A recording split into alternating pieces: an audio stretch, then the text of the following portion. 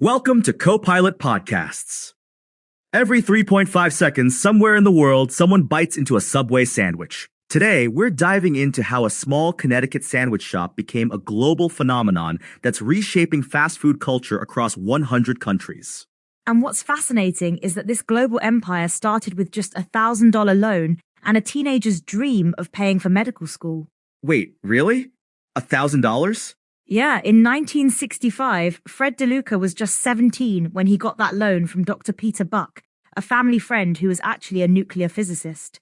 They opened their first shop in Bridgeport, Connecticut. And now they're serving what, like a couple million sandwiches a year? Try 2.6 billion sandwiches annually. Subway now has around 37,000 restaurants worldwide, making it one of the largest restaurant chains globally. That's mind-blowing growth. How did they manage to expand so quickly? Well, it's actually their unique franchise model that made this possible. Unlike other chains that require millions to open a location, Subway keeps initial investment costs between $150,000 and $300,000. Compare that to McDonald's, where you need $1 to $2 million, yeah. This lower barrier to entry has made it much more accessible for entrepreneurs worldwide to own their own business. And they're still growing, right? Absolutely.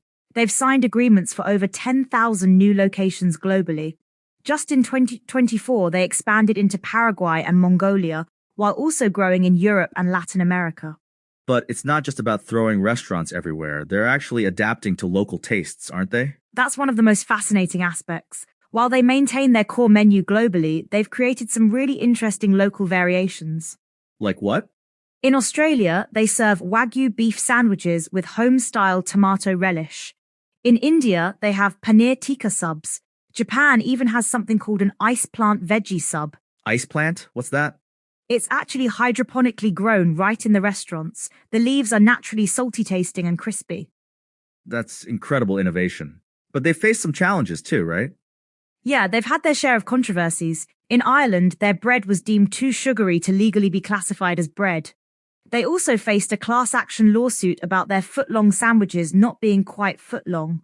Yet they're still growing. What's driving that continued expansion? A lot of it comes down to their focus on modernization.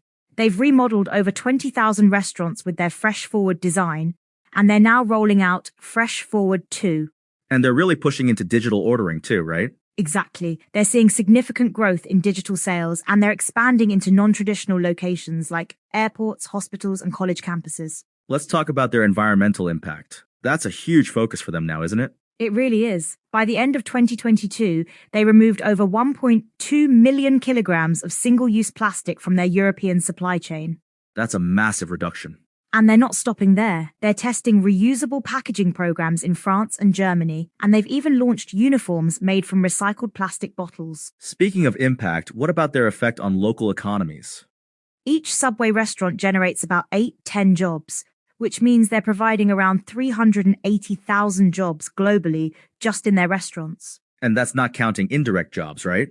Right. When you add in suppliers, vendors, farmers, equipment providers, plus all the landlords and contractors, the economic impact is enormous. It's interesting how they're balancing this massive scale with local connections. That's actually one of their biggest strengths. They operate globally but think locally, adapting to cultural preferences while maintaining consistent quality standards. And they're still family-owned, right? Actually, that changed recently. In 2024, they were purchased by Roark Capital for $9.6 billion. Wow, that's quite a price tag for a sandwich shop that started with $1,000. It really shows how far they've come. And they're not slowing down. They're planning to double their restaurant count internationally. That's ambitious. What markets are they targeting? China is a huge focus. They're planning to add 4,000 restaurants there. They're also looking to more than double their presence in Germany and Mexico. It's fascinating how they maintain quality control across such a vast network. They have a pretty robust system in place. Their core menu stays consistent globally, but they allow for those local variations we talked about earlier. And they're really pushing the health angle too, right? Yes, they have a registered dietitian, nutritionist on their team reviewing menu options, and 80% of their new items are under 500 calories per 6-inch portion. That's quite different from typical fast food. It's part of their broader strategy to position themselves as a healthier alternative in the fast food market. Let's talk about their sustainability efforts. What else are they doing besides reducing plastic? They're focusing on sustainable packaging design, working with local suppliers to reduce their carbon footprint, and implementing various community support programs. And how are customers responding to all these changes? According to their data, the modernization efforts and focus on sustainability have led to improved consumer perception and stronger sales. It's interesting how they've managed to stay relevant for so long. Well, they've shown remarkable ability to adapt, from that first store in Connecticut to now having about one store for every 200,000 people in the world. That's an incredible ratio. And it's not just about numbers, they've become part of the cultural fabric in many countries. How so? Well, think about it. They've introduced American-style sandwiches to places where that wasn't traditionally part of the food culture, but they've done it while respecting local tastes. Like those local menu variations we discussed. Exactly. And they've created opportunities for local entrepreneurs in all these markets.